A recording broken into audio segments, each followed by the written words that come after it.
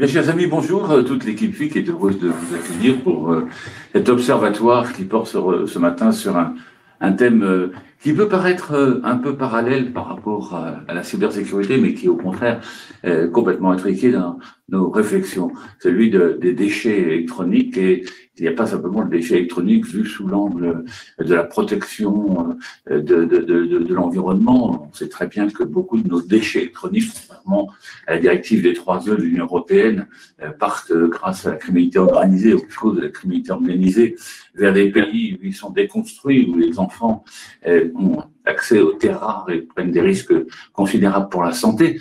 Ça, c'était un premier problème. Mais le deuxième, c'est que dans ces déchets, il y a souvent des données, et des données essentielles, des données stratégiques pour l'entreprise, des données à caractère personnel. Et aujourd'hui, effectivement, cette question se pose. Vous voyez qu'au travers de la notion de déchets, il y a deux aspects, un aspect environnemental, humain, et puis un aspect sécuritaire, c'est-à-dire qu'est-ce que deviennent nos données à l'issue de l'emploi de nos systèmes. Voilà. Donc, merci d'être nombreux ce matin pour évoquer ce sujet. Je laisse à Amélie et à Jean-Christophe le soin maintenant d'animer. Je salue Yves Guérard de Blanco, partenaire de notre observatoire FIC, et je dois dire les tout premiers fidèles du FIC depuis ses origines. Donc, ce matin, c'est un grand plaisir de l'accueillir et de vous accueillir toutes et tous en attendant la rentrée, car je vous promets que nous allons nous retrouver en chair et en os, et peut-être même avec toujours des webinars pour faire participer toutes celles d'entre nous, tous ceux d'entre nous qui ne peuvent pas le faire en étant en présentiel, comme on dit maintenant, le mot est tout à fait à la mode. Jean-Christophe, Amélie, à vous de jouer maintenant. Merci mon général. Bonjour à tous, merci d'être venus nombreux pour cette question qui touche à l'avenir de notre planète et pas simplement de nos données. Donc c'est un thème transversal, riche, et je vais d'ailleurs pouvoir enlever mon masque maintenant que le général s'est lui-même équipé, on est bien rodé. Donc pour ce matin, comment ça va se passer? Vous connaissez le format de 1h30 avec une présentation initiale suivie de deux intervenants qui vont à eux trois constituer un peu un panorama de la thématique de ce matin et un peu vous constituer une sorte d'écosystème qui va de l'opérationnel jusqu'à l'influence. Donc trois intervenants ce matin. Donc en premier lieu, nous aurons une intervention effectivement d'un fidèle du FIC, Yves Guérard de Blanco, directeur de la zone France, Benelux et Europe du Sud pour Blanco, qui va nous dresser un panorama de cette thématique sur les deux angles, déchets électroniques et sécurité des données. C'est tout l'enjeu d'aujourd'hui.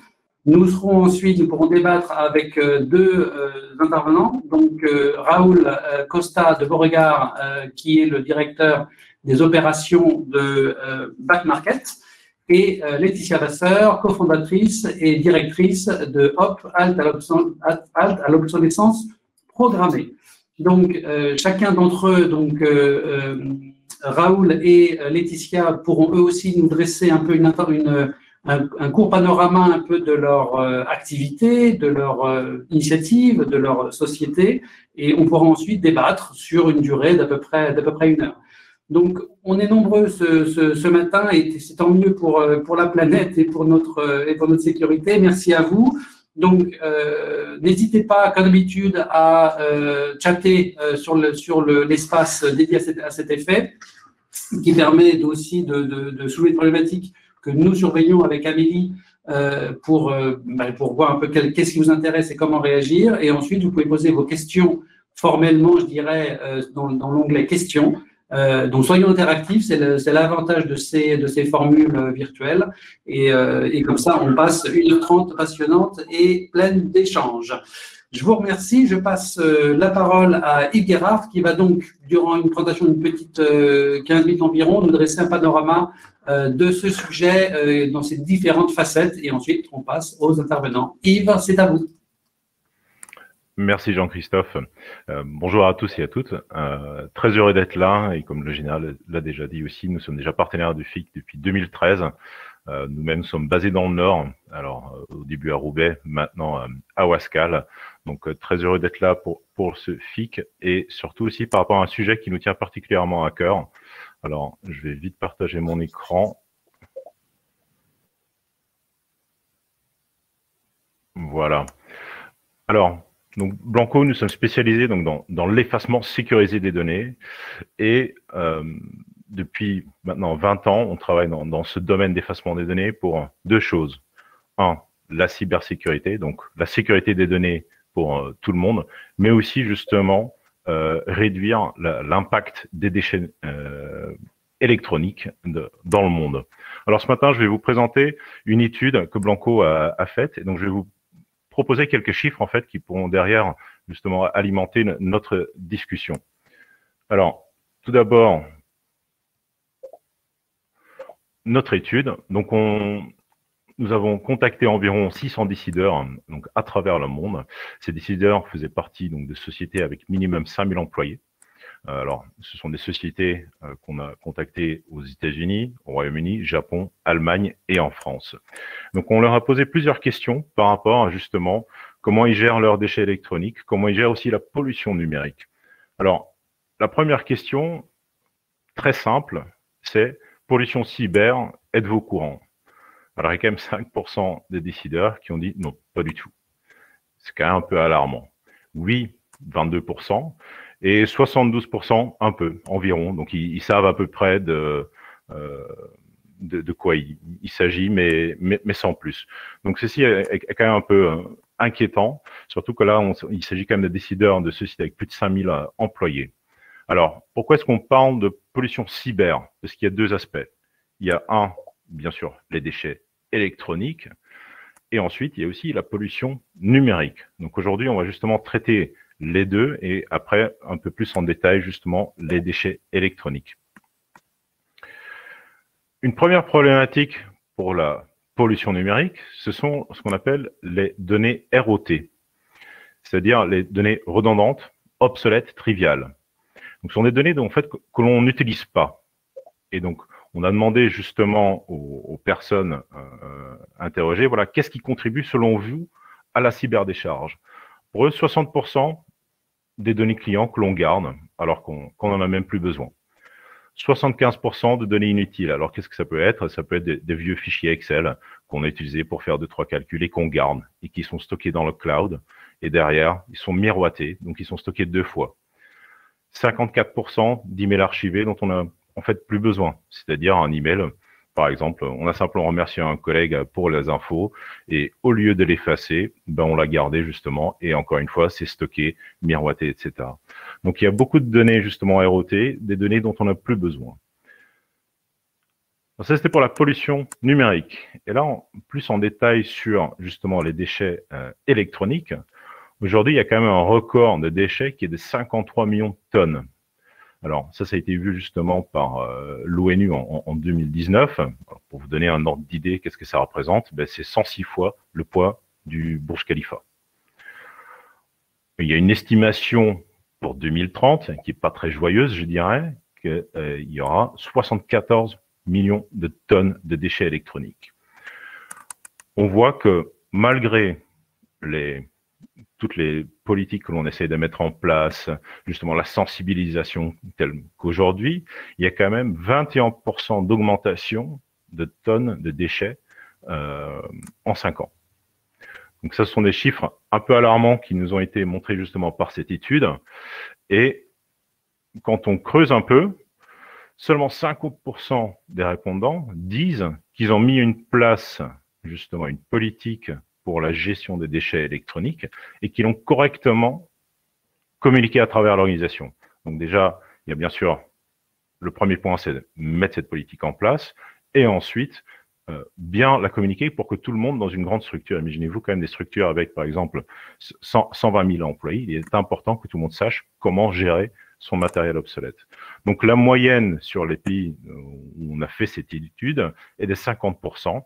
Et la France, elle est en dessous de la moyenne. On n'est que à 46%. Alors, bien sûr, on a eu l'effet Covid. Malheureusement, ça a aussi un effet justement sur les déchets électroniques.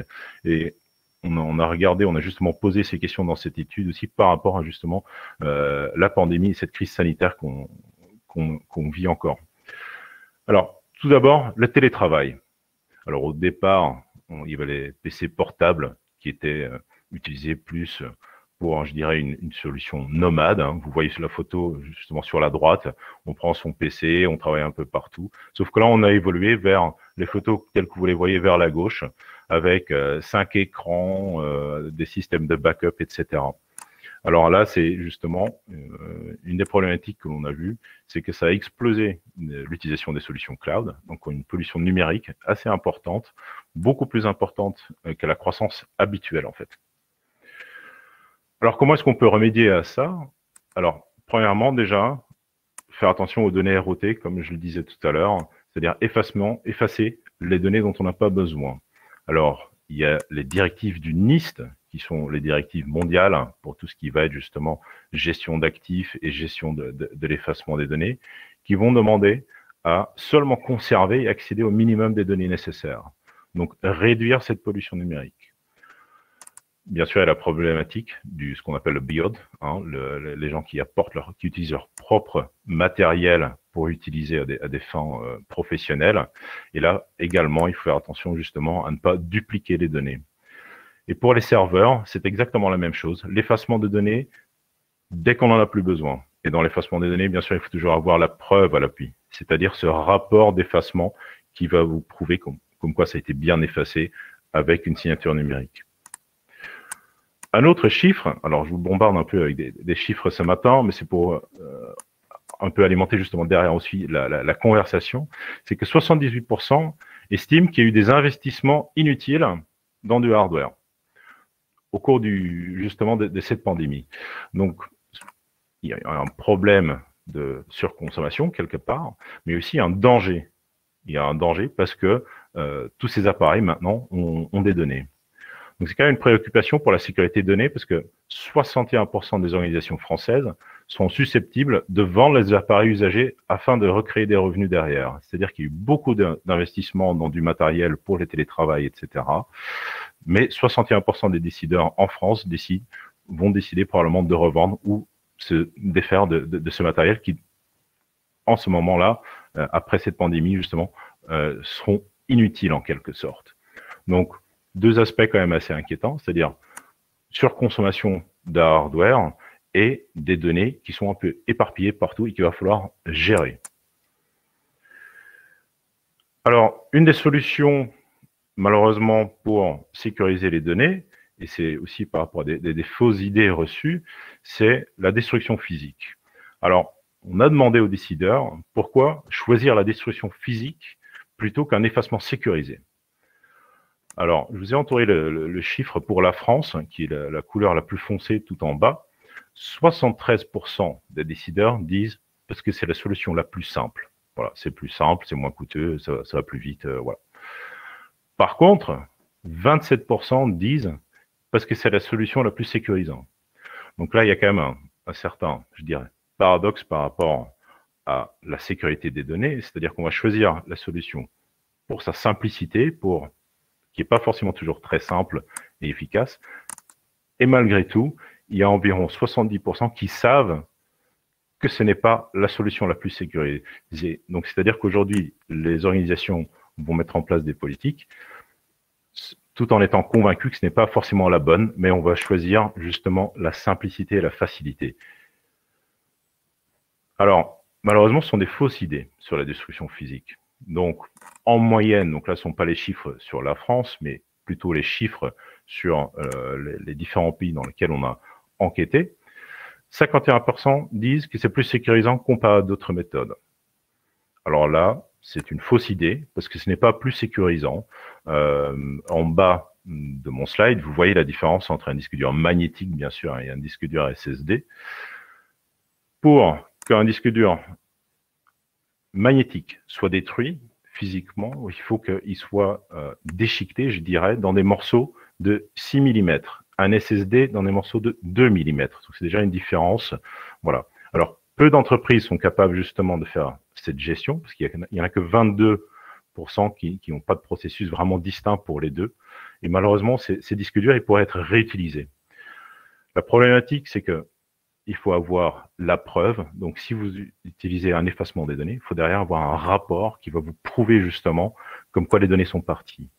Donc, ce n'est pas du tout plus sécurisant de détruire. Parce que si vous, par exemple, vous allez démagnétiser un disque, c'est une solution qui ne va pas être efficace pour un SSD, bien sûr. Voilà. Alors, plus facile et plus rapide. Encore une fois, c'est une fausse idée parce que l'effacement des données, par exemple, sécurisé, peut se faire à distance. Donc, c'est une solution qui peut être utilisée justement en cas de crise sanitaire, c'est-à-dire qu'on ne doit pas aller sur place. À distance, on peut effacer. Et derrière, on va pouvoir renvoyer le matériel pour des donations ou pour une réutilisation ailleurs. 45% disent que c'est moins cher. Et encore une fois, c'est une fausse idée, car derrière les tonnes de déchets qu'il faut gérer, c'est beaucoup plus coûteux que de mettre en place une politique d'effacement sécurisée. Donc voilà un petit peu les chiffres que cette étude nous a montrés. Alors, comment justement, donc Blanco, cette étude, donc ça s'appelle la vague montante des déchets électroniques, hein, vous allez recevoir par la suite un lien pour le télécharger. Comment est-ce que Blanco justement favorise l'économie circulaire et la responsabilité sociétale des entreprises? On veut effacer le matériel. Alors d'accord, parfois il y a des matériels qui est physiquement endommagé, que l'on ne peut plus utiliser. Donc là, on va partir sur la destruction physique, mais selon les bonnes règles. Grâce à l'effacement, on va pouvoir faire une réutilisation, une revente, ou partir vers des reconditionneurs qui vont pouvoir revendre aussi le matériel.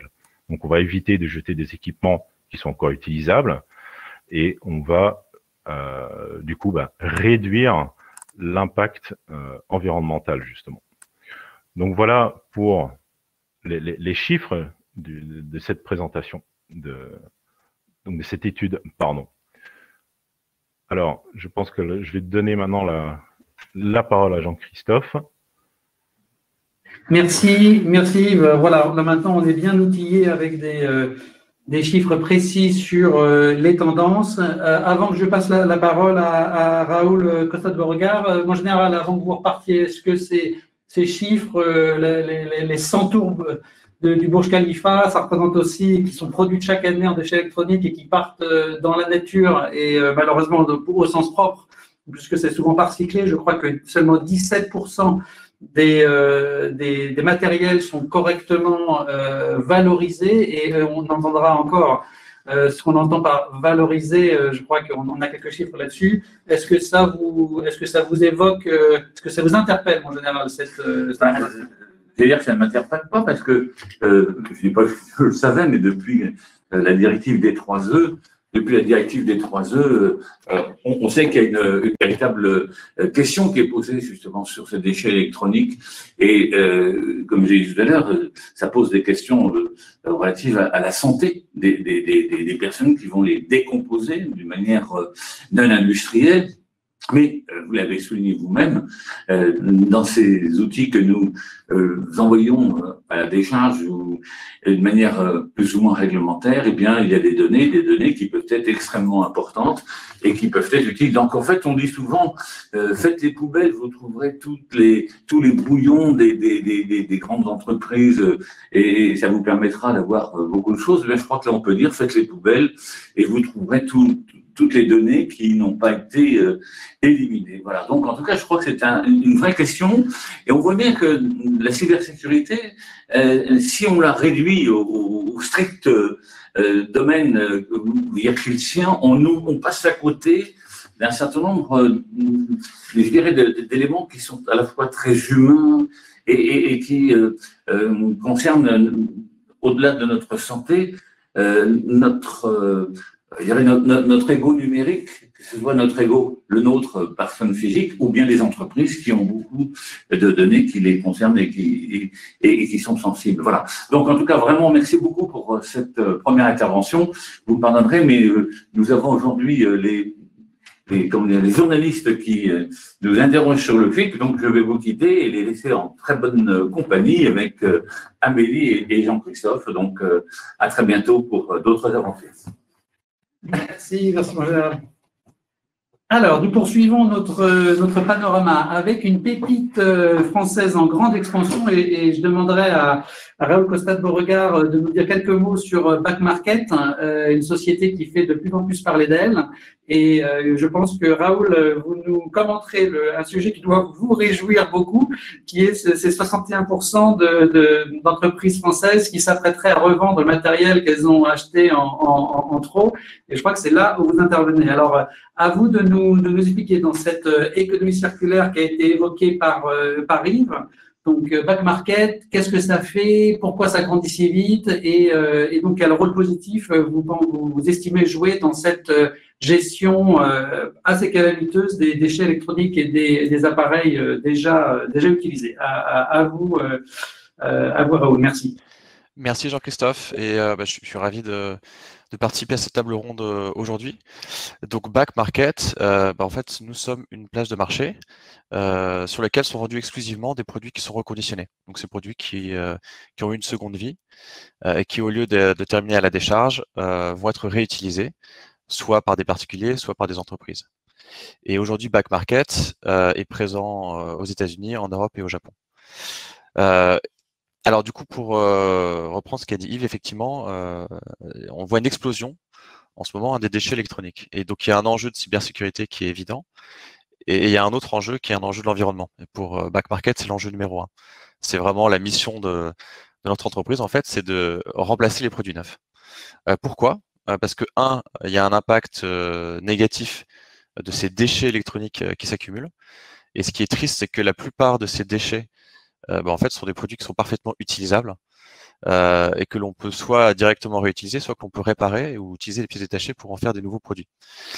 Et deuxièmement, en fait, de réemployer un produit, ça permet d'éviter d'en construire un nouveau. Donc, ça permet d'éviter d'extraire des matières premières, comme certaines terres rares.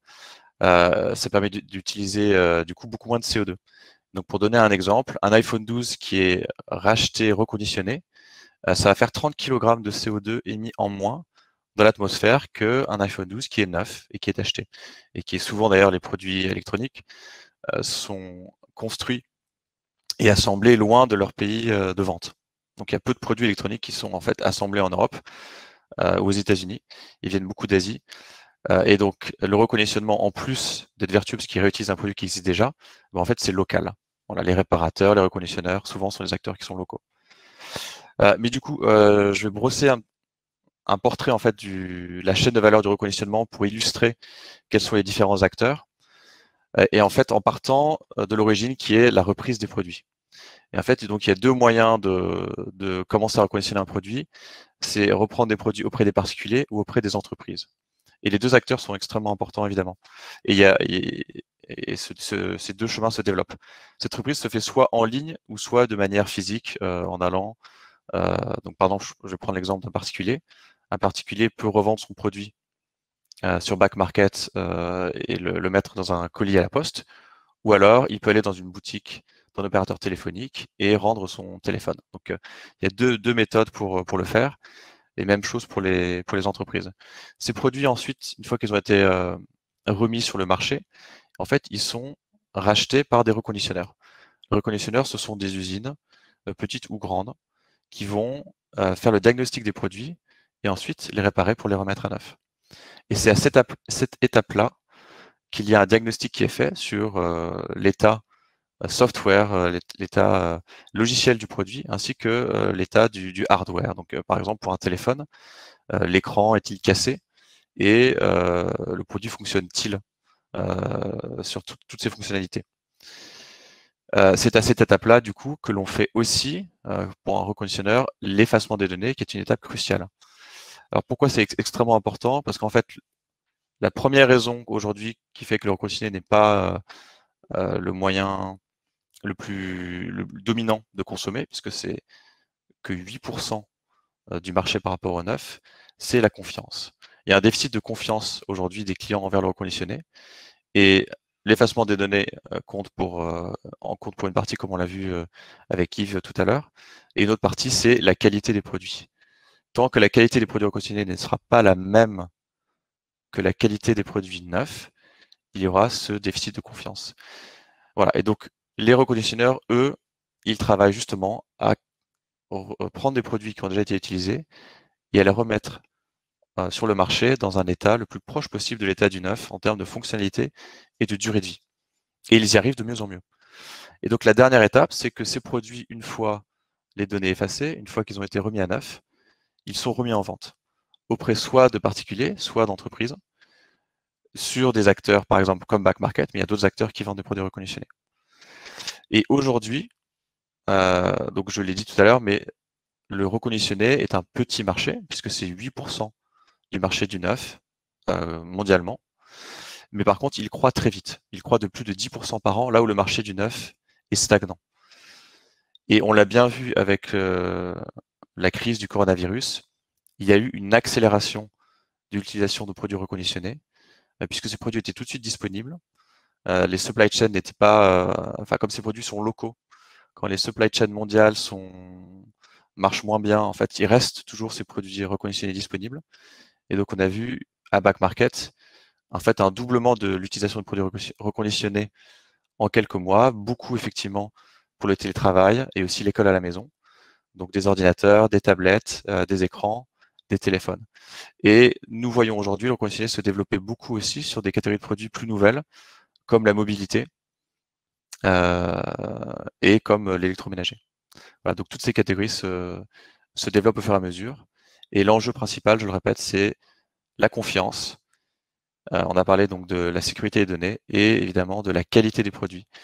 Et donc les investissements que Back Market fait avec les reconditionneurs sont beaucoup sur des processus pour améliorer la qualité des produits et leur durabilité. Une question complémentaire, Raoul, entre le marché particulier et le marché entreprise.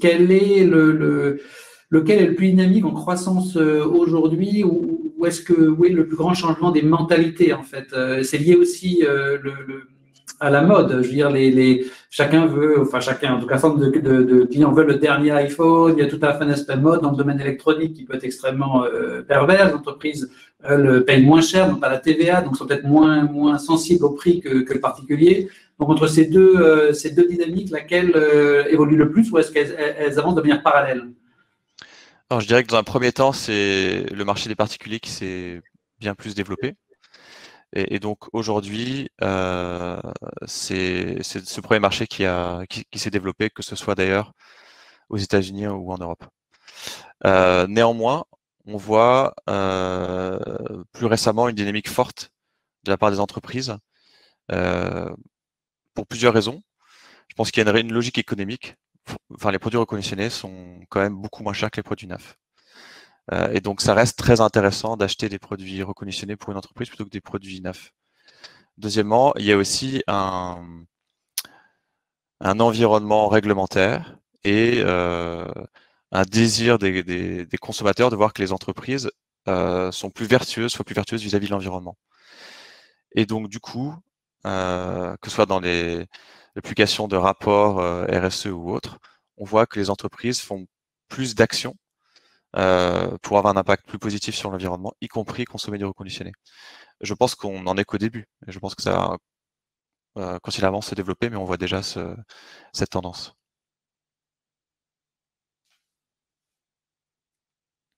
Une dernière question avant de passer à Laetitia Vasseur. En termes d'emploi, c'était aussi une dimension qui a été évoquée, qui est intéressante. Aujourd'hui, quel est alors, il y a le reconditionneur, il y a Back Market, qui est une plateforme aussi. Donc, vous, chez Back Market, quelles sont vos équipes en propre, et quel est je dirais, le marché? Est-ce qu'on a une idée du nombre de personnes qui sont recrutées dans le domaine du reconditionné en France ou en Europe? Est-ce qu'on a une idée un peu des chiffres de ce que ça représente comme type d'emploi et comme volume? Oui, donc Back Market compte 500 employés. C'est une entreprise qui est française, donc la plupart sont en France, à Paris ou Bordeaux. Mais il y a aussi quelques employés qui sont à Berlin et à New York.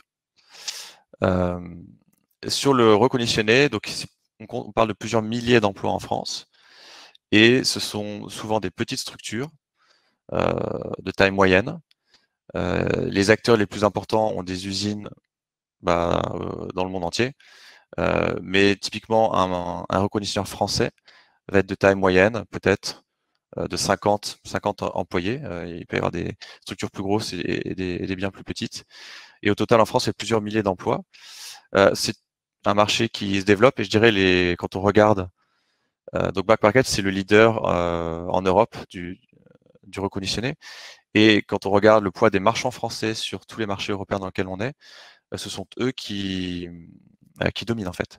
Puisque Back Market permet à n'importe quel marchand de vendre facilement en Europe. On a une solution de transport, de stockage, de service client dans toutes les langues dans lesquelles nous opérons, ce qui fait que les marchands peuvent exporter facilement.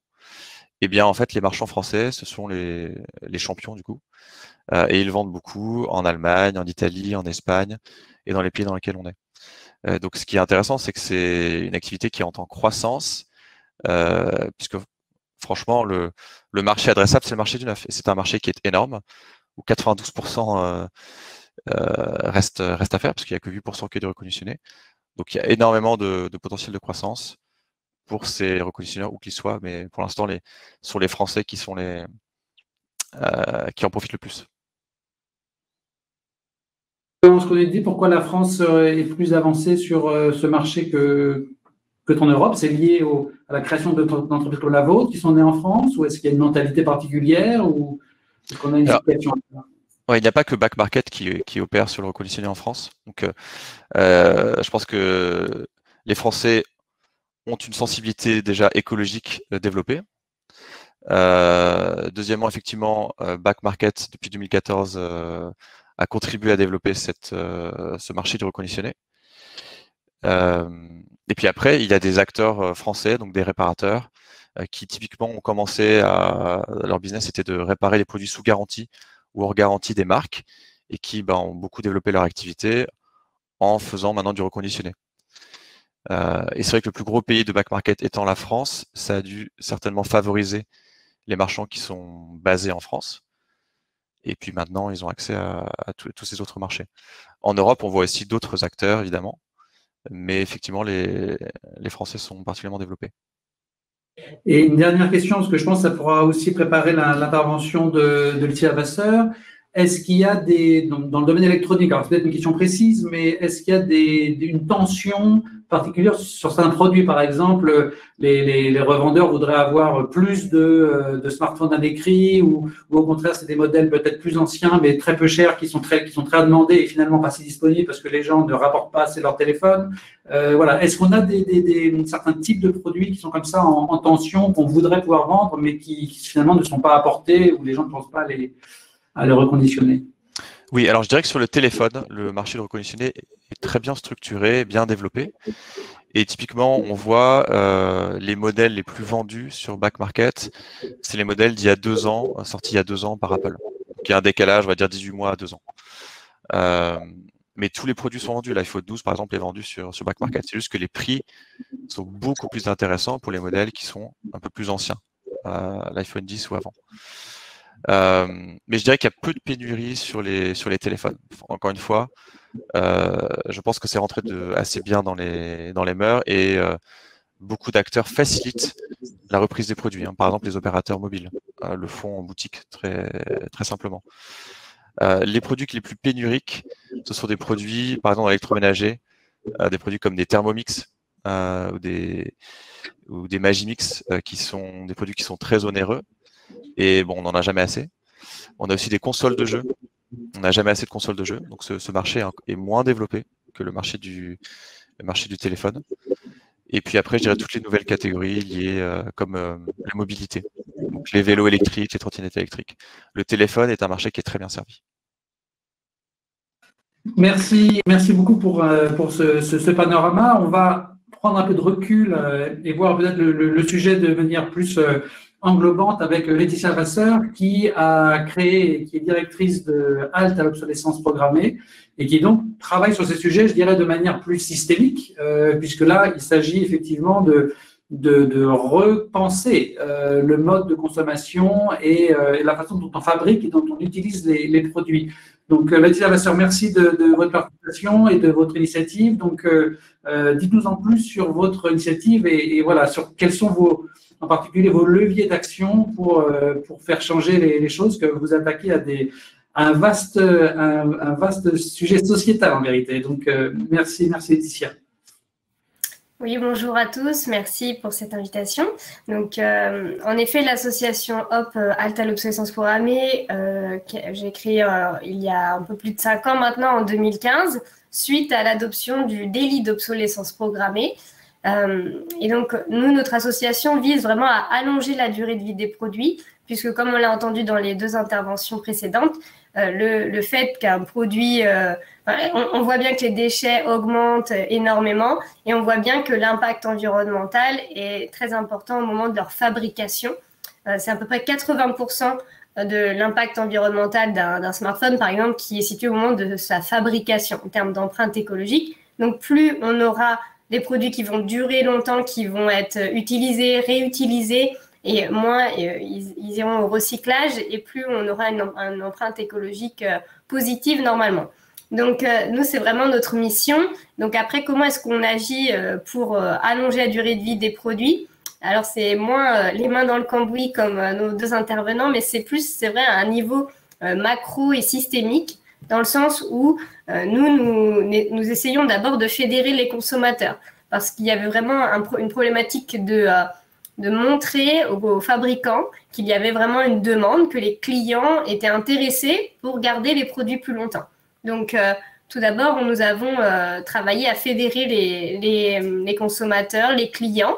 Et donc là, aujourd'hui, nous représentons à peu près 60 000 personnes. Voilà, et nous essayons de les conseiller aussi sur la manière d'allonger la durée de vie de leurs produits.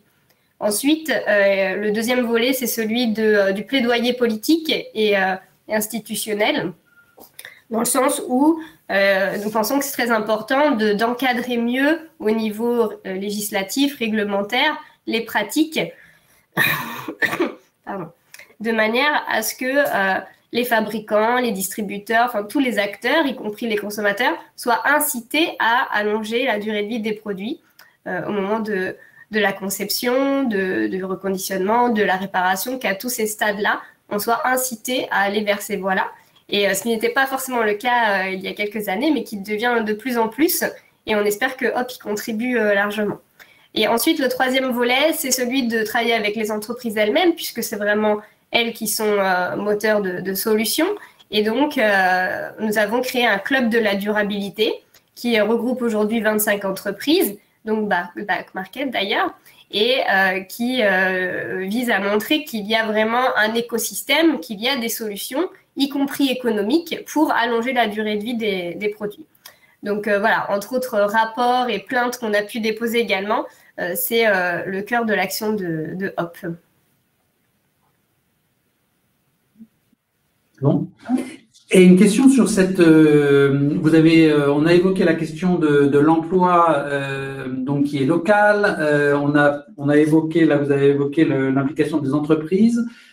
Et en fait, ce qui se dégage, c'est que non seulement c'est bien on comprend que c'est bien pour la planète de réduire la production de ces produits sur un plan purement physique, mais qu'il y a aussi un enjeu est-ce qu'il n'y aurait pas un enjeu d'indépendance ou de plus grande autonomie européenne face à la production de ces produits qui viennent pas qui sont rarement faits en Europe?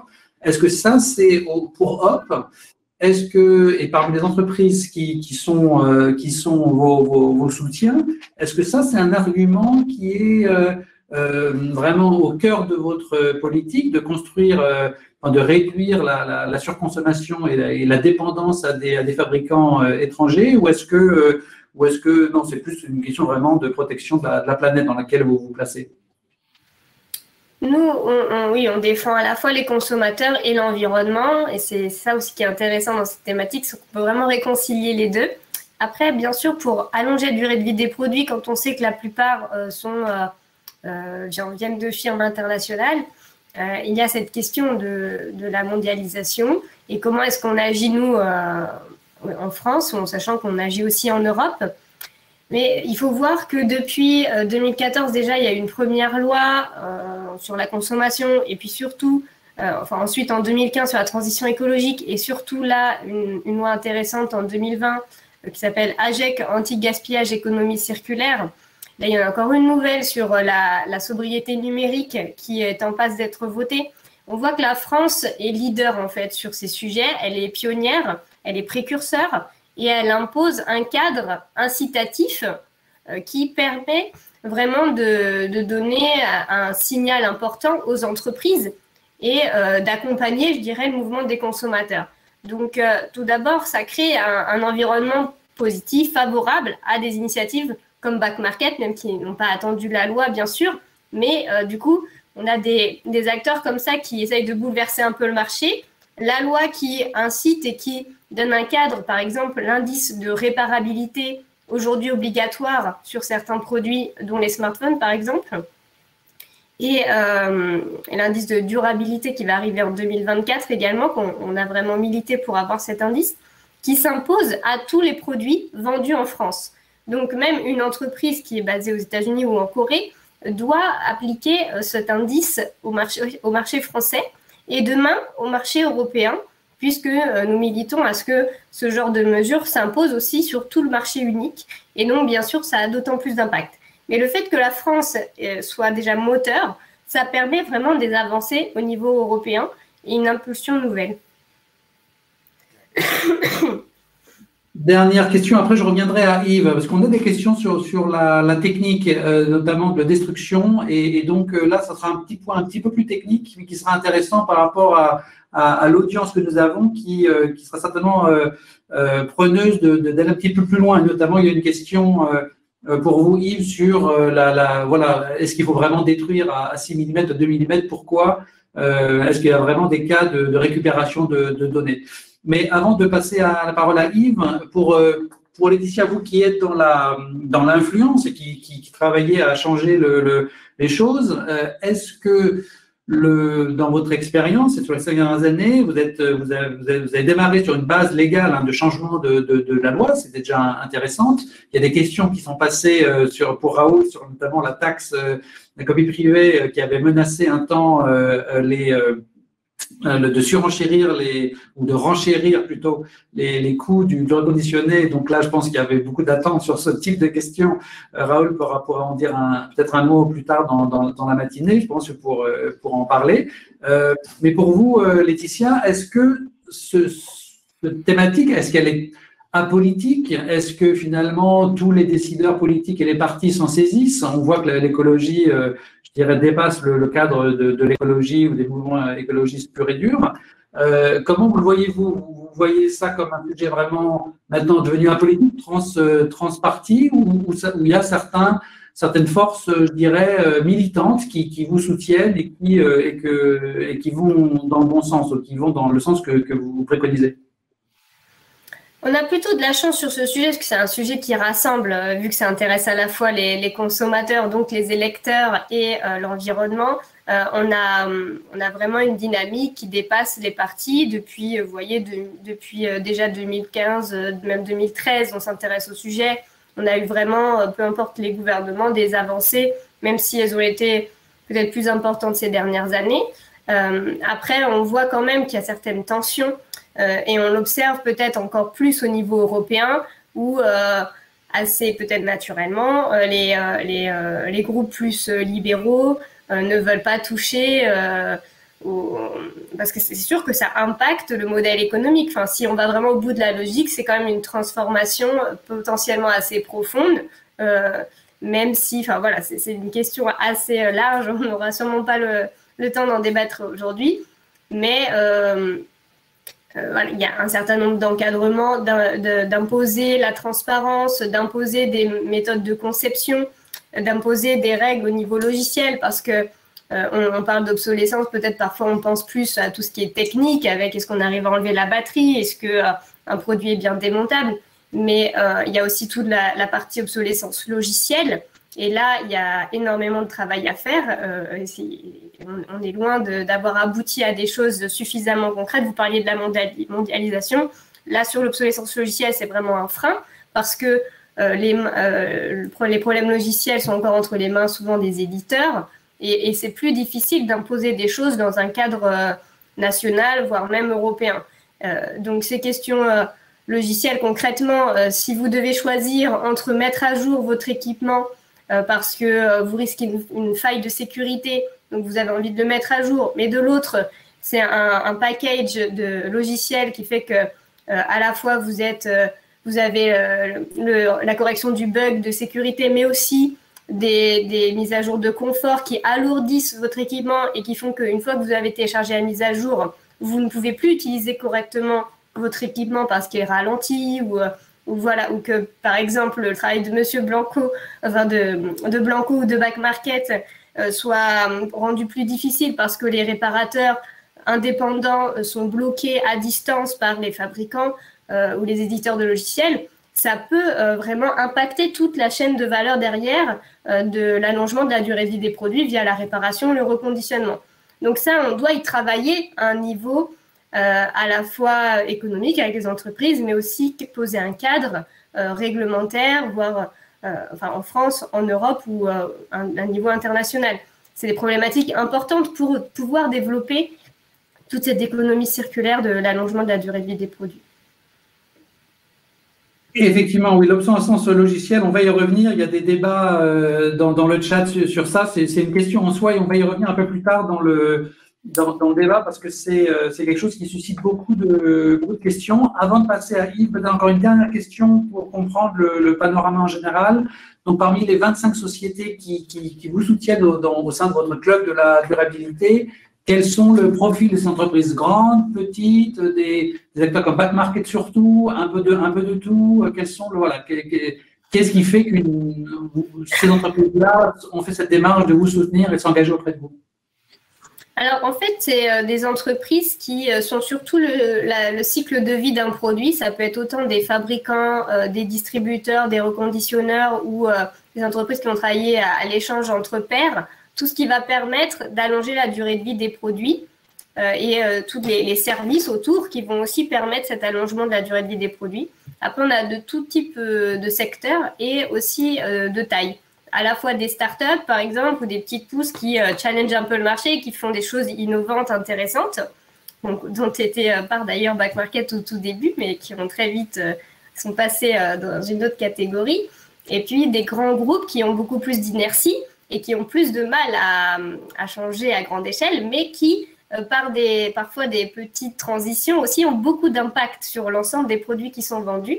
Et des distributeurs qui se posent vraiment des questions sur comment répondre à ces demandes des consommateurs qui viennent les voir et qui sont en demande de conseils sur la durabilité, par exemple, sur la réparabilité, et qui demandent des comptes, en fait, aussi à ces interlocuteurs directs. Donc, on a beaucoup d'entreprises dans un écosystème qui est complémentaire aussi et qui crée des bonnes pratiques, des synergies autour de l'allongement de la durée de vie des produits. Sur tout à l'heure aussi sur l'ensemble des acteurs qui sont dans cette chaîne. C'est un écosystème vraiment riche et je pense que ça serait intéressant d'élaborer un peu dessus. Il y a des questions aussi qui sont posées et on va y répondre après l'intervention de Yves. Donc Yves, revenons sur ces questions d'effacement parce que si on peut passer correctement les données, on est plus en capacité de donner le matériel ou de le revendre. Il y a une question aussi très pertinente là de M. Franck Albessin sur la capacité de l'entreprise, le droit de l'entreprise à donner du matériel sans son logiciel, là où peut-être une modification législative serait nécessaire. En tout cas, voilà, est-ce que vous pouvez nous faire un point sur comment ça se passe dans la vraie vie en matière de destruction, d'effacement des données. Et là, on est dans la cybersécurité pure et dure, donc c'est intéressant d'y aller plus dans le détail. Oui, alors j'ai vu justement dans la question quelqu'un qui disait oui, il y a des démos sur YouTube où on voit comment récupérer les données. Et je suis tout à fait d'accord. Même moi, je l'ai fait en live en 2014 sur le FIC à Lille, où on a pris en photo l'audience, on a fait simplement reset le téléphone et on a remontré les mêmes photos. Donc oui, si c'est pas effacé correctement, on peut retrouver toutes les données. L'importance là-dedans, c'est justement la vérification de l'effacement des données. C'est-à-dire que c'est pas parce que vous avez fini que c'est bon, la donnée elle est partie. Il faut aller vérifier, donc c'est-à-dire relire le support, comparer s'il y a des algorithmes d'effacement de données dessus, et à ce moment-là, on va pouvoir vous établir un certificat des données. Alors, si vous le permettez, je vais vous simplement montrer quelque chose qui va répondre à plusieurs questions, justement la problématique de la qualité et de l'effacement des données. À la fin de chaque effacement, il y a un rapport qui doit être établi. Ici, sur la droite, vous voyez un rapport d'effacement de données. On va retrouver le numéro email d'un téléphone, par exemple, ou le numéro de série du disque dur. On va faire des tests hardware et on va justement, suite à cette vérification, on va dire oui, ça a été bien effacé. Tout en bas, il y a un très très long code qu'on a un peu du mal à voir et c'est la clé de cryptage justement de ces rapports. Cela nous a été imposé pour être certifié par l'ANSSI et justement, c'est la preuve que ce rapport, il est infalsifiable en quelque sorte. Donc ça, c'est le rapport d'effacement. Mais sur la gauche, on a justement un autre rapport qui va être le rapport des diagnostics des téléphones. Et là, on voit ici sur ce rapport, tout est en vert, mais encore une fois, ce rapport va être très transparent parce qu'on va vous mettre, voilà, si ça a réussi de tester par exemple la caméra ou le capteur de l'empreinte, etc. Et derrière, avec une signature électronique, donc preuve à l'appui.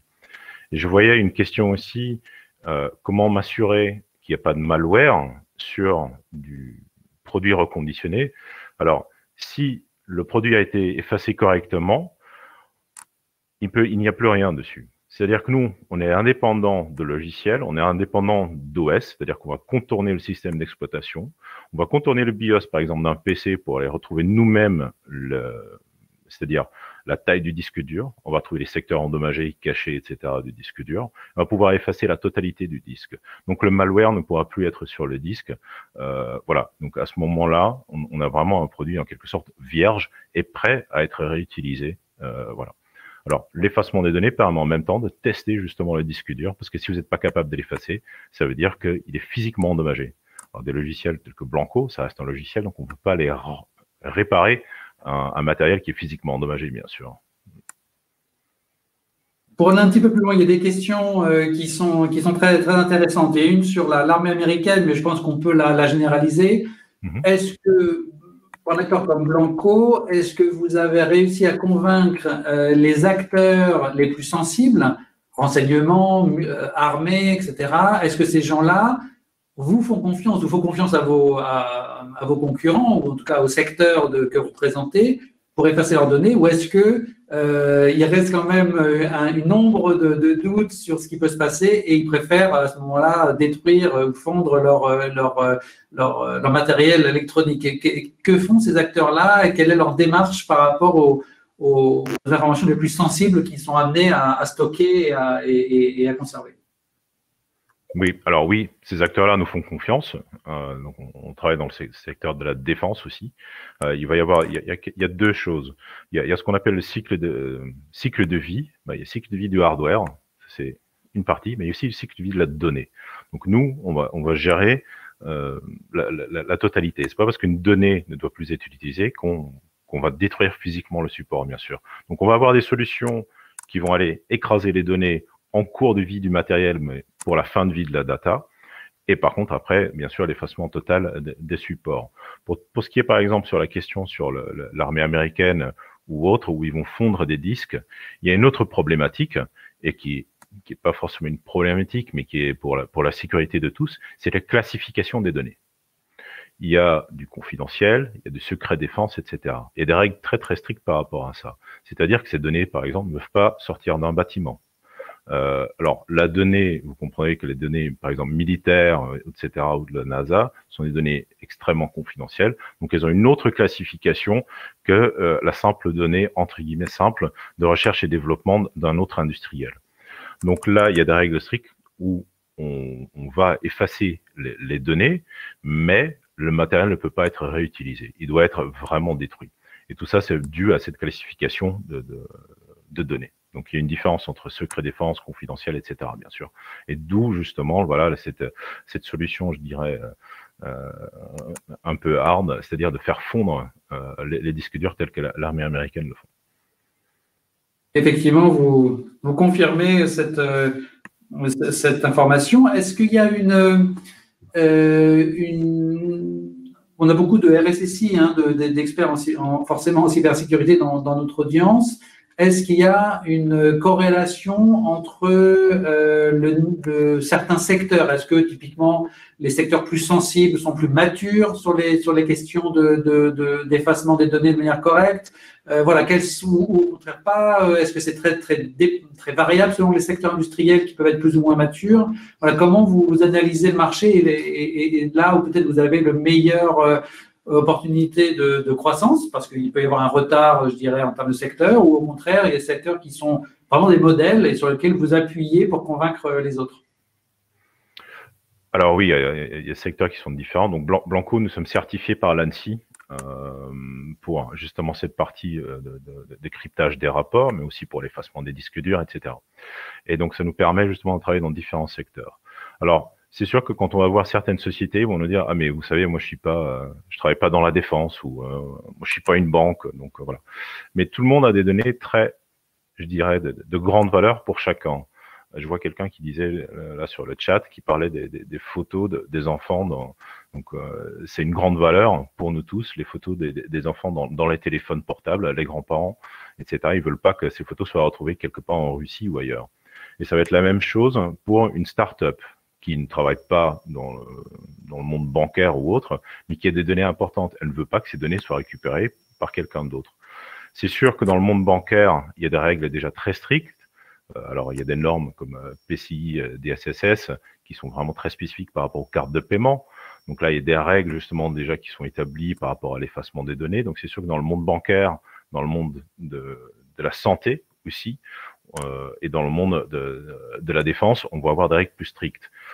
On a un autre souci dans le monde de la santé, c'est-à-dire qu'on doit faire de la rétention de la data.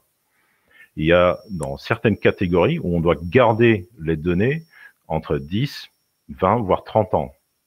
Mais qu'est-ce qui va se passer à la fin de ces 10, 20, 30 ans? Il faut s'assurer justement que ces données soient aussi effacées. Donc, chaque secteur va avoir un peu ses propres problématiques, mais il y a un dénominateur commun, je dirais, c'est la valeur des données pour chacun est importante. Et ensuite de ça, après, il y a bien sûr GDPR par rapport aux données personnelles. Donc, c'est un peu parfois quelque chose qu'on entend aussi, c'est « Ah, mais de toute façon, il n'y a pas de données personnelles dessus, maintenant on ne doit pas effacer ». Donc, le fait d'avoir autant sensibilisé sur le GDPR, on pense que c'est que les données personnelles qui est importante. Non, non, il y a aussi les données de votre société qui est importante. Il y a beaucoup de données sensibles, bien sûr. Merci, merci. Ouais, donc, on a eu beaucoup je crois qu'on a répondu à pas mal de questions liées justement à ce type d'effacement. Alors, on va reprendre le sujet de l'obsolescence logicielle et peut-être Raoul est peut-être le plus à même de réagir sur ce qu'avait indiqué Laetitia. Donc voilà, on a vu, vous avez dit effectivement que les produits, alors soit qu'ils n'ont pas de logiciel comme les robots ménagers de luxe type Magimix sont très courus, mais il y a aussi donc les smartphones plutôt récents. Et il y a une question aussi intéressante sur une comparaison avec le modèle des voitures d'occasion. Qui, je crois, vous interpelle, parce que je crois que le marché de l'occasion de voiture est une référence pour vous. Donc, comment ça se vit, ces matériels logiciels? En vérité, si on efface, si on remet un ordinateur, même un ancien Windows avec un hardware, enfin un OS récent, en fait, il redémarre, il regagne beaucoup de fluidité et de rapidité. Il s'alourdit beaucoup avec l'usage des applications qui sont installées. Donc, comment vous voyez ça à BackMarket, l'obsolescence logicielle, et est-ce que c'est aussi un argument pour vous de rebooster des vieilles machines avec des OS légers, voire open source, et donc justement de remettre dans le circuit des appareils qu'on aurait pu vouloir délaisser? Est-ce que ça, c'est une dimension sur laquelle vous agissez? Laetitia l'a très bien expliqué. L'obsolescence programmée, en tout cas sur les appareils électroniques aujourd'hui, c'est drivé par le logiciel. Alors, les choses progressent quand même un peu. Et donc, par exemple, je vais prendre l'exemple des téléphones. Sur les téléphones, Apple a annoncé que la prochaine mise à jour d'iOS allait continuer à opérer sur les iPhone 6. Moi, personnellement, j'ai un iPhone 7, mais voilà, l'iPhone 6, qui est quand même un produit, je dirais, assez ancien, même quand on voit sur les ventes de back market, pourra continuer à opérer avec l'iOS d'Apple. C'est-à-dire que là, ils ont étendu en fait d'1 an la durée de vie d'un produit que, en fait, s'ils avaient suivi leur politique de mise à jour d'iOS, n'aurait plus marché. Donc ça, c'est un geste positif. Après, évidemment, certes, ça va être compatible. Par contre, ça va pas être aussi rapide. Voilà. Donc, il va quand même y avoir des freins, mais c'est mieux. Et je contraste ça par rapport à Android, qui est magnifique plein de points de vue, mais sur la partie obsolescence programmée, ils sont très mauvais, puisque les mises à jour successives d'Android ne permettent pas de conserver un téléphone aussi longtemps qu'un produit Apple. De très loin, c'est à peu près la moitié. Et donc justement, nous sommes en discussion avec Android sur cette problématique-là, parce que eux, ils veulent faire mieux. Et ils ont pris conscience, en fait, ils ont compris de la part des consommateurs que ce n'était pas en fait possible, c'était pas entendable de réduire comme ça la durée de vie des produits, c'était ou pas acceptable. Et donc du coup, ils sont très ouverts sur voilà, que peut-on faire pour augmenter la durée de vie des produits Android. Parce que ce qui est très intéressant, c'est qu'ils ont vu, et on leur a partagé les informations, c'est que dans le marché de reconditionné, Apple a une part beaucoup plus importante que Android. Enfin, le iOS a une part beaucoup plus importante que Android. C'est-à-dire que non seulement sur le neuf, Apple domine un certain segment de marché, et sur le reconditionné, c'est encore pire. Apple domine beaucoup plus. Et donc, ce qui est intéressant, c'est qu'Android, donc Google a pris conscience de ça, et que maintenant, voilà, ils veulent enfin faire des efforts là-dessus. Donc ça, c'est très intéressant. Ça, on va voir ce qui va en sortir, mais on prend ça, voilà, c'est une bonne nouvelle. Donc en tout cas, effectivement, l'obsolescence, c'est travaillé par le logiciel. Ce n'est pas encore dans une bonne situation, mais je dirais ça s'améliore. Et après, pour répondre la question sur le marché de la voiture, et sur des questions sur la durée de vie des produits reconditionnés. Alors, en fait, pour l'utilisation qui en est faite, téléphone et ordinateur, les produits reconditionnés aujourd'hui ont la même durée de vie que les produits neufs. C'est-à-dire que un produit, par exemple, une entreprise, va renouveler sa flotte d'ordinateurs régulièrement. Ça peut être tous les 2 à 4 ans. Et donc ça correspond à la durée de vie d'un ordinateur reconditionné, ça fonctionne. Idem pour les téléphones, les consommateurs vont garder un téléphone 18 à 24 mois. Et donc, en fait, un produit reconditionné va durer largement ça. Et en fait, sur Back Market, on voit déjà que 25% des produits qui sont repris, c'est-à-dire qu'un consommateur va vendre son produit pour qu'il soit réutilisé, 25% de ces produits vont être utilisés une 3e fois. En fait, ce sont des consommateurs qui vendent un produit reconditionné. Donc, il va avoir une 3e vie. Donc, voilà, ça fonctionne bien. Et je dirais que ce qui correspond le mieux au kilométrage d'une voiture pour un téléphone, ça va être l'état de la batterie, et ça va être le nombre de cycles de charge et le pourcentage d'efficacité de la batterie. Et donc, sur ces 2 indicateurs, Back Market impose que tous les produits vendus aient moins de 500 cycles de charge et une efficacité de la batterie supérieure à 85%. Et ça, ce sont des niveaux de qualité que nous améliorons au fur et à mesure. On a rehaussé ces niveaux-là il y a 1 an et on va continuer de le faire.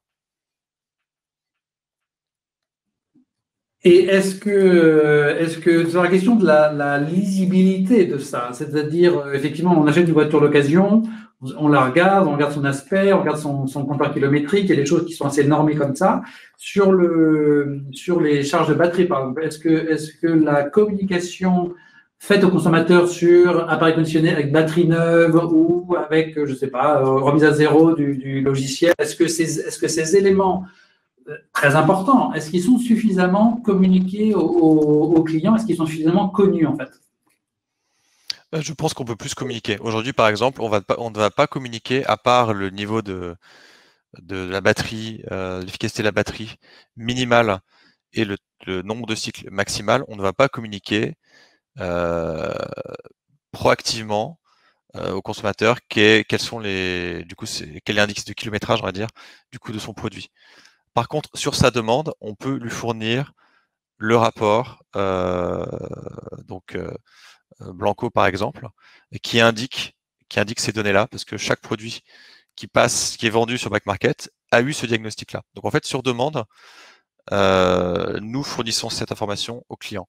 Je pense que la prochaine étape pour nous, ce serait de le donner directement. Voilà.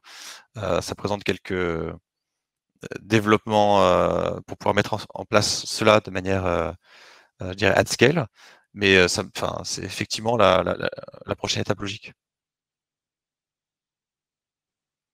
Merci. Et du coup, sur l'affaire Apple par rapport à Android et la prise de conscience chez Android, ça c'est extrêmement intéressant. Enfin, une durée de vie qui est divisée par 2 sur des produits équivalents, c'est quand même extrêmement percutant comme chiffre. Donc, j'imagine qu'il y a plusieurs pistes de maturité chez Android. Qu'est-ce qui, entre la responsabilité sociale, entre l'impact de vente, de confiance dans ces appareils, dans la problématique de la sécurité aussi, qui peut jouer sur aujourd'hui un Windows XP ou Windows 98 est quand même pas du tout adapté à une connexion et aux usages actuels en ligne. Entre ces différents paramètres ou peut-être d'autres, qu'est-ce qui a fait bouger les lignes, ou est-ce qu'il y a plusieurs lignes qui bougent en même temps au sein de cette entreprise? Qu'est-ce qu'on sait de ces évolutions et de leur origine? Alors, déjà, nous travaillons en direct avec des marques. Donc, en fait, il y a des marques qui aujourd'hui embrassent complètement le reconditionné. Un bon exemple, c'est la marque d'électroménager Dyson, qui reconditionne et vend ses produits sur Back Market fièrement. Enfin, voilà, le produit reconditionné est un produit, ils ont le produit neuf, ils ont le produit reconditionné, et ils n'essaient pas de le mettre sous le tapis. Bon, et le cas d'Android est intéressant, et je dirais que la difficulté, le challenge d'Android, c'est que, à la différence d'Apple, ils ne contrôlent pas la fabrication de leurs produits, et ils ont beaucoup d'OEM différents. Le plus important étant Samsung, mais il y en a beaucoup d'autres qui vont construire des téléphones utilisant leur logiciel. Donc, en fait, ils ont un écosystème et ils ne maîtrisent évidemment pas la fabrication, le design de tous ces modèles. Et donc, la bonne nouvelle, c'est que, ils ont pris conscience qu'ils avaient un vrai sujet, que là, Android était loin derrière dans le reconditionné. Et donc, en fait, ils devaient faire des actions. Et ça va commencer par des actions logicielles. Pour atteindre ils ont un exemple avec Apple qui fait mieux qu'eux. Voilà, je dis pas qu'Apple est parfait, c'est pas le cas du tout, mais ils font mieux qu'eux sur ce sujet-là. Donc ils ont un exemple et ils ont un challenge, c'est travailler avec les OEM pour le faire. Et donc bon, ils vont commencer avec le plus gros qui va être Samsung, mais disons que ça va être un chemin un peu plus difficile que celui d'Apple qui peut tout contrôler. En tout cas, nous on va les accompagner au mieux pour les encourager. Mais encore une fois, ça va commencer avec le logiciel et ensuite ils vont travailler avec les plus gros OEM dans l'ordre. Merci pour cet éclairage. Alors, j'ai une question qui est peut-être, je ne sais pas si l'un de vous peut y répondre, peut-être Yves en premier, mais c'est sur cette, et pour peut-être un peu conclure sur l'obsolescence avant de passer à autre chose, c'est les différents modèles. On voit la différence entre un modèle totalement propriétaire chez Apple qui, du coup, sur une problématique d'obsolescence peut permettre un changement rapide. Alors que sur un modèle plus ouvert comme Android, c'est beaucoup plus compliqué. Est-ce que, Yves, est-ce qu'il y a de votre point de vue des différences entre des fabricants qui travaillent en mode, je dirais, propriétaire par rapport à ceux qui tombent sur de l'open source? Est-ce que de votre point de vue, à votre niveau d'intervention, c'est plus facile de travailler sur des matériels open source ou pour les reconditionner, les nettoyer? Voilà, ou est-ce que à votre niveau c'est neutre? Et peut-être que c'est Raoul qui a une question là-dessus. Mais Raoul, dites-nous d'abord Yves, pardon, est-ce que vous avez une question là-dessus? Alors nous, notre problématique par rapport à l'obsolescence, elle se trouve sur une autre couche, une couche qui est en dessous de la couche du logiciel, etc. Alors, il y a plusieurs parties dans votre question. Par exemple, on va travailler avec des OEM pour les ordinateurs portables, parce que pour un effacement sécurisé, on doit prendre contrôle du disque dur, comme j'ai dit tout à l'heure. Pour ça, on doit pouvoir contourner le BIOS. Sauf que maintenant, il y a certains constructeurs qui commencent à verrouiller leur BIOS. Ils vont commencer à travailler des BIOS hybrides par rapport au disque dur NVMe, etc. Donc là, ce sont des problématiques qui nous empêchent d'aller faire de l'effacement. alors qu'ils n'ont pas forcément besoin de le faire. Alors, grâce à nos partenariats avec certains OEM, on a les clés maintenant et on a accès pour pouvoir contourner et trouver ces... Donc, ça résout un peu ce côté d'obsolescence. Après, par exemple, sur des téléphones comme Apple, nous, parce qu'on fait de l'effacement des données, mais on fait du diagnostic aussi, justement, on va pouvoir diagnostiquer si les pièces à l'intérieur sont les pièces d'origine aussi de Apple, etc., ce qui va aussi déterminer un peu la qualité de certains téléphones. Tout à l'heure, vous parlez d'un rapport par rapport à la qualité d'un téléphone. Ce qui est important aussi, c'est de bien regarder comment certains tests sont effectués. Parce que, par exemple, il y a des solutions qui sont sur le marché qui vont aller détecter, par exemple, qui vont faire le test par rapport à l'empreinte sur un téléphone. La seule chose qu'ils vont tester, c'est est-ce que le téléphone a vu le doigt? Si oui, ok, c'est validé, on dit que le téléphone fonctionne. Sauf que nous, ce que l'on va faire, c'est qu'on va aller plus loin. Est-ce que, il a détecté le doigt? Et est-ce qu'il a pu reconnaître l'empreinte? Donc, c'est-à-dire que si quelqu'un va acheter un téléphone où simplement il sait voir qu'il y a un doigt, mais il ne sait pas reconnaître l'empreinte, ça va faire baisser la qualité. Donc, c'est important d'avoir les rapports, mais il faut aussi s'assurer que, voilà, dans ce rapport, il y a les bons tests et qui ont été bien effectués par les bons logiciels, bien sûr.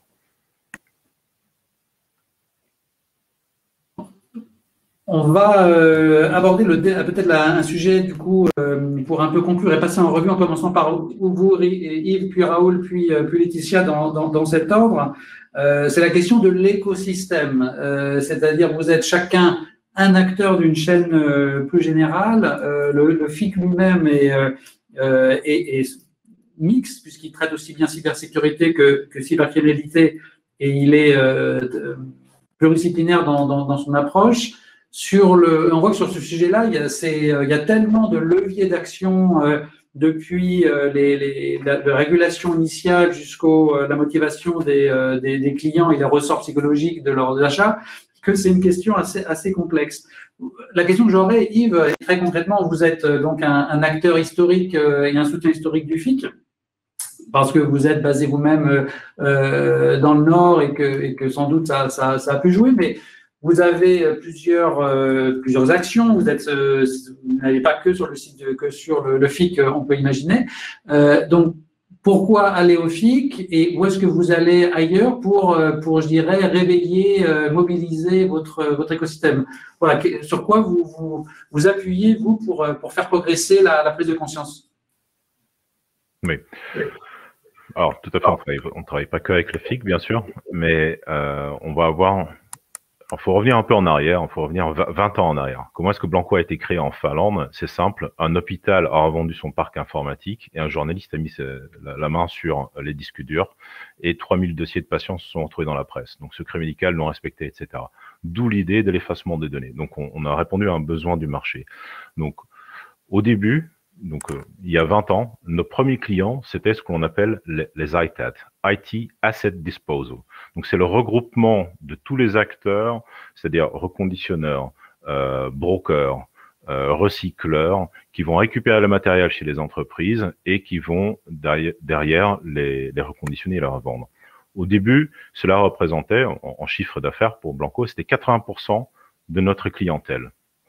Donc, aujourd'hui, pour sensibiliser justement l'écosystème, qu'est-ce qu'on va faire? C'est qu'on va aussi travailler avec tous ces acteurs-là, parce qu'aujourd'hui, ça la représente encore un tiers de nos clients. C'est qu'on va par exemple participer à des réunions, ce qu'on appelle European Brokers Meeting, c'est un rassemblement annuel de tous les ITAD européens. On va faire la même chose aux États-Unis et on va justement alors pour eux, qu'est-ce qui va être important? Il y a la partie sécurité pour convaincre les sociétés à donner leur matériel, mais pour eux, qu'est-ce qui va être important? C'est la production. Donc là, Blanco, on change les casquettes un peu et on devient un outil de production, de diagnostic et d'effacement de données pour que ça aille plus vite pour eux, pour qu'ils puissent justement reconditionner beaucoup de matériel. Donc on va travailler avec ces gens-là justement pour les sensibiliser à la sécurité. Et par contre, chez les entreprises, on va par exemple travailler avec le FIC ou avec d'autres je dirais d'autres événements sur la sécurité. Là, on va sensibiliser les sociétés qui sont déjà sensibles à la sécurité à justement redonner du matériel, etc. Donc, on va travailler un peu sur les deux fronts, c'est-à-dire les gens qui vont récupérer le matériel et les gens qui peuvent donner le matériel. Donc voilà un petit peu, nous, là où on va se positionner dans cet écosystème. Et du coup, ce qu'on a entendu, c'est que la France était en avance sur ce type sur le marché, sur le reconditionné. Il y avait, est-ce que c'est quelque chose que vous voyez? Est-ce que vos pères fondateurs en Finlande voient effectivement de leur point de vue la France, pas simplement comme les champions du monde du football, mais aussi un leader européen dans leur marché? Comment ils perçoivent le marché français vu d'Helsinki? Alors, donc aujourd'hui, Blanco, donc à la base, on était finlandais, maintenant on est devenu vraiment une société mondiale, hein, on est coté en bourse à Londres, mais par rapport à l'écosystème européen, je vais pas regarder les États-Unis ni le Japon parce que ce sont vraiment des écosystèmes tout à fait à part. C'est des marchés avec d'autres problématiques. Ils ont déjà d'autres types de hardware que nous. Les précurseurs, je dirais, dans le reconditionnement sur la filière informatique, donc les PC, c'était plutôt les Anglais qui étaient d'abord en avance. C'est eux qui ont tout de suite mis en place ce qu'on appelle les iTAD, etc. Et derrière, l'Allemagne et la France ont rattrapé le retard. Donc aujourd'hui, on fait plus la différence entre voilà mauvais élèves ou bon élève. Je pense qu'en Europe, il y a un vrai écosystème. On le voit avec des sociétés comme Back Market qui sont implantées partout en Europe. On travaille avec Back Market dans différents pays en Europe et ça montre justement l'intérêt qu'il y a un peu partout. Et bien sûr, en France, il y a des très très bonnes sociétés justement de reconditionnement de tout type de matériel, que ce soit spécifique sur la téléphonie ou spécifique sur le hardware informatique, parce que faut pas oublier, il y a aussi par exemple des sociétés qui sont spécialisées pour les photocopieurs. Un photocopieur contient des données, mais on peut le reconditionner. Il faut simplement sortir le disque dur, l'effacer, on peut lui redonner une seconde vie. Donc, je dirais, dans ce monde des iTAD, comme on les appelle, il va y avoir quand même des spécificités par rapport au type de hardware. Très rare, on va retrouver des gens qui savent aussi bien faire les PC que les téléphones. Et en France, justement, on a de très grands spécialistes en téléphonie, comme Raoul l'a indiqué tout à l'heure. On a aussi des très très belles sociétés pour le reconditionnement des PC portables ou des disques durs, etc. Merci. Donc Raoul, vous êtes donc effectivement un peu plus loin sur la chaîne. Donc vous êtes aussi une société récente, en forte croissance. Donc vous pouvez pas forcément peut-être être sur tous les fronts pour développer vos activités parce qu'à un moment il faut prioriser. Quelles sont vos priorités? Quelles sont là où vous vous concentrez pour avoir le maximum d'impact? Alors aujourd'hui, depuis un an, nous avons créé en fait une nouvelle équipe au sein de l'équipe commerciale qui s'occupe ce qu'on appelle les global accounts, donc les comptes globaux, puisqu'on a remarqué en nous développant aux États-Unis, puis beaucoup plus récemment au Japon, qu'en fait il y avait des acteurs mondiaux vraiment industriels de taille très importante et qui étaient présents à la fois dans les marchés européens, asiatiques et américains. Donc je dirais que ça c'est une nouveauté pour nous puisqu'on était principalement, et on l'est toujours, hein, focalisé plutôt sur des acteurs régionaux locaux. Donc j'ai parlé des marchands français, mais voilà, après l'écosystème anglais, allemand, américain, etc. Voilà, mais je dirais que nous discutons du coup avec ces nouveaux acteurs, donc c'est pour nous, hein, qui ne sont pas nouveaux, mais nouveaux pour Back Market, c'est comptes globaux. Et ce qui est très intéressant, c'est que ce sont souvent des groupes qui font à la fois de la logistique et achètent des produits reconditionnés ou en fait s'occupent de la logistique de produits reconditionnés ou de retour client pour des retailers. Et on se rend compte que justement cette problématique de la reverse logistique, donc les retours clients pour un retailer, c'est un sujet énorme. Il y a énormément de produits qui sont renvoyés par les clients et qui peuvent pas être vendus comme neufs et qui du coup sont des produits qui doivent être reconditionnés avant d'être mis en vente. Donc on découvre petit à petit en fait ces nouvelles zones, ces nouveaux flux où il y a des produits qui doivent être reconditionnés pour être mis sur le marché. Et je dirais que ça c'est pour nous le développement le plus récent, même si de loin ce sont les acteurs locaux, régionaux qui sont les plus importants pour nous aujourd'hui. Voilà, et je dirais qu'il y a un deuxième type d'acteurs qui est un peu plus nouveau pour nous, ce sont justement directement les marques. Et les marques initialement étaient très réticentes à travailler avec Back Market ou à s'associer au reconditionné, puisque elles doivent défendre leur vente de produits neufs, c'est leur cœur de métier. Mais finalement, les marques les plus avancées sur le sujet. Donc j'ai cité Dyson, mais il y a aussi Devialet en France, et il y a Acer, il y a Asus dans les ordinateurs. Là, il y a d'autres marques qui, elles, en fait, elles sont tout à fait à l'aise avec cette réalité que, des consommateurs veulent mieux consommer et ne veulent pas que les produits soient détruits ou recyclés, mais plutôt soient réutilisés. Et donc, elles répondent à ce besoin. Et je dirais que c'est plus nouveau. C'est plus nouveau, c'est plus en développement. Donc, voilà, on est en discussion avec beaucoup de marques, que ce soit dans le téléphone, l'ordinateur ou l'électroménager, mais ce sont des discussions qui prennent du temps avant d'aboutir. Mais c'est très intéressant de voir qu'il y a plus d'intérêt aujourd'hui des marques sur le reconditionné. Et avant de passer la parole à Laetitia, sur la redevance pour copie privée et sur ces questions de surenchérissement, c'est quelque chose, là on touche au réglementaire et aux affaires publiques. Est-ce que ça, c'était quelque chose qui vous a pris de court? Est-ce qu'au contraire, vous voyez ça arriver et vous avez pu, je dirais, intervenir pour expliquer votre point de vue? Comment vous l'avez vécu? Si vous pouvez commenter, c'est pas forcément votre activité à voir à Raoul, mais comment l'entreprise a vécu cette pic d'activité sur ce sujet? Oui. Bon, la copie privée, donc c'est une taxe qui apporte un budget important en fait au monde de la culture. C'est vraiment quelque chose de très important pour l'écosystème de la culture. Aujourd'hui, cette taxe, elle était prélevée sur les produits neufs qui ont une mémoire. Voilà. Initialement, c'était les iPods, et puis bon, maintenant, ce sont les téléphones, les ordinateurs, principalement les tablettes. Et en fait, maintenant, cette taxe va être prélevée aussi sur les produits reconditionnés, ce qui est objectivement une très mauvaise nouvelle, puisqu'en fait, les produits reconditionnés, du coup, vont voir leur prix augmenter, et ça va devenir moins intéressant d'acheter un produit reconditionné par rapport à un produit neuf. Et donc, en fait, il y a une logique importante qui est de donner plus d'argent à la culture, qui est géniale. Malheureusement, ça se fait au détriment des produits reconditionnés, et donc ça va décourager le développement de ce marché. Et les prix vont augmenter de l'ordre d'une dizaine d'euros en fait, ce qui est très important sur les produits produits reconditionnés, téléphone, ordinateur.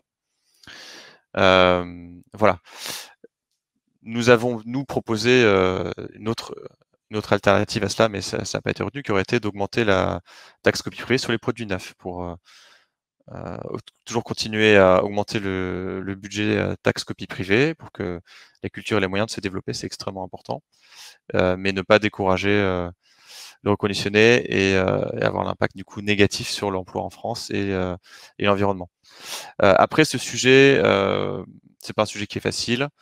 Nous avons exposé nos arguments avec les reconditionneurs. Je dirais que Back Market, oui, nous avons exposé nos arguments. C'est principalement le syndicat des reconditionneurs, le CIRMIET, Aircube, qui eux sont directement, ce sont les reconditionneurs, quoi.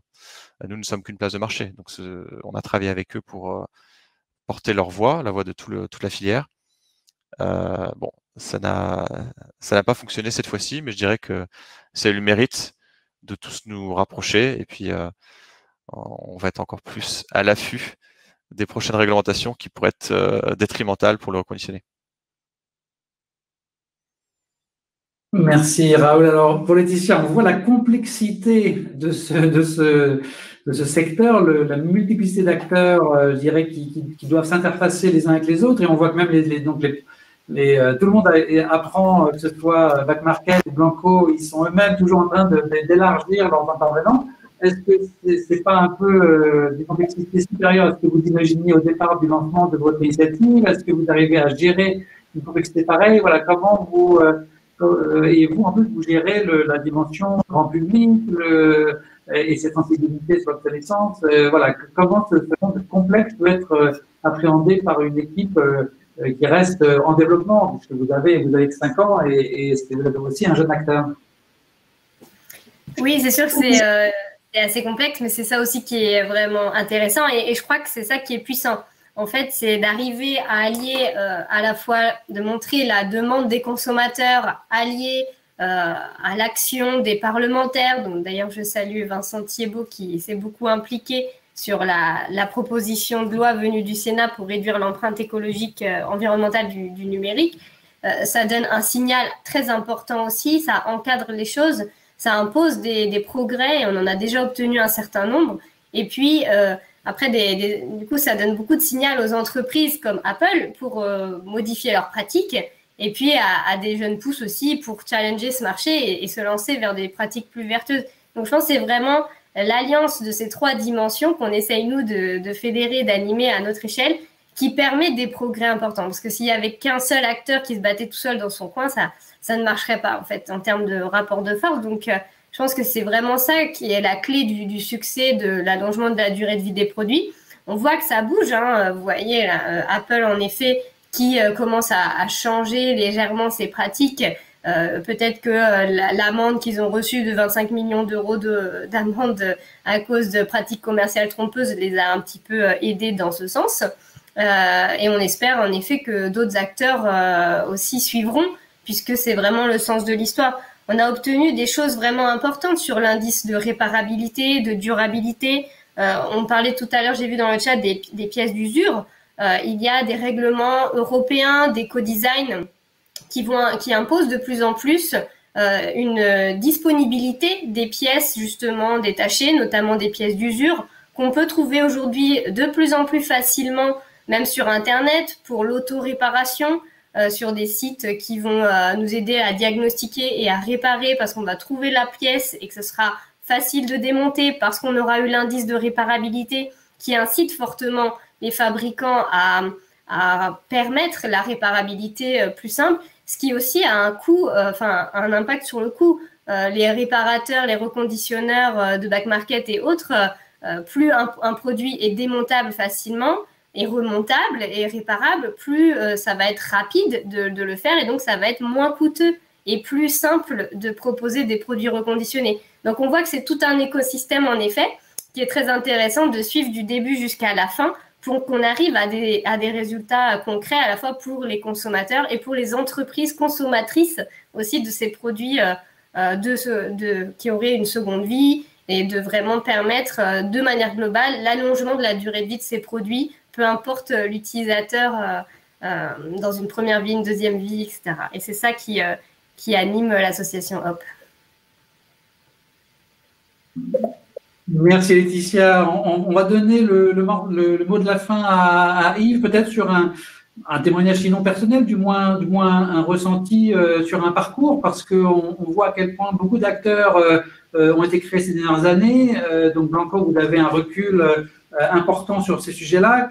Comment vous avez vu, voilà, est-ce qu'aujourd'hui on n'est pas dans une situation qu'on n'aurait pas imaginé il y a 10 ans quand vous avez commencé à être impliqué dans le FIC? Est-ce qu'il y a une transformation vraiment radicale de l'écosystème qui existe aujourd'hui, qui n'existait pas il y a 10 ans? On vous parle plutôt d'une évolution.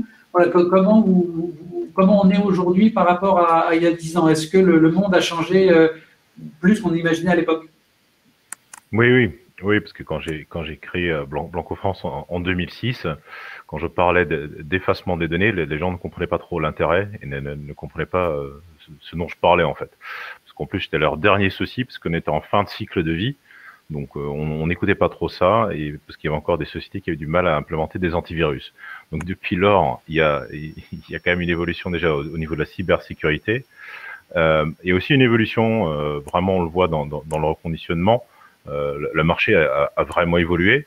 On a dû s'adapter nous-mêmes. On doit faire énormément investir dans de la recherche et développement. Oui, il y a de l'obsolescence, mais il y a aussi le côté évolution technologique. Il y a les disques durs SSD que j'ai déjà dit tout à l'heure, mais il y a 8 ans de ça, on parlait à peine des smartphones reconditionnés. Donc on a dû prévoir tout ça, et c'est un investissement continu en recherche et développement, parce que nous on va travailler au niveau du hardware. Et donc, on va à chaque fois avoir une autre problématique dès qu'il y a un nouveau produit qui sort sur le marché. Donc oui, il y a une belle évolution. Malheureusement, l'étude a démontré que ce n'est pas encore suffisant. Mais voilà, on est en bonne voie, je dirais. Et justement, c'est grâce à justement des associations justement comme HOP et des nouvelles startups comme Back Market, voilà, qui pèsent de plus en plus sur l'économie. Et la sensibilisation, voilà. Alors, la dernière fois, on a fait une discussion ici avec le FIC sur l'importance des certificats par rapport à la sécurité des données. Et quelqu'un avait dit tout le monde est RSSI. Donc tout le monde a sa part de responsabilité dans sa sécurité. Et je pense que c'est la même chose par rapport à l'écologie. Tout le monde doit réfléchir, est-ce que je dois vraiment racheter un nouveau téléphone neuf ou est-ce que je pourrais pas plutôt aller voir ce qui se passe sur le back market ou quelque part ailleurs. Donc tout le monde a sa part de responsabilité. Dès que tout le monde prendra ses responsabilités, on ira beaucoup plus loin. Merci pour ces mots de conclusion. On arrive au terme de notre session. Merci à tous nos participants qui ont beaucoup chatté. C'était très, très interactif et beaucoup de questions ont pu être répondues en direct par nos intervenants. Donc, merci à vous trois. Vous êtes tous des pionniers du secteur, chacun dans votre domaine. Et merci à vous et pour ce que vous faites. Le prochain petit déjeuner du FIC sera le 30 juin sur la sécurité du DNS. Clé de la résilience d'Internet. On aura comme intervenant Anouar Adlani, le CTO de eBrand Services, Stéphane Portmeyer, qui est un participant régulier de nos travaux à l'AFNIC, Pascal Steichen, le PDG de Security Made in Lu, qui est membre du comité consultatif du FIC, donc un des piliers du FIC, et puis Nicolas Janselme, qui est Principal Solutions Architect chez Infoblox.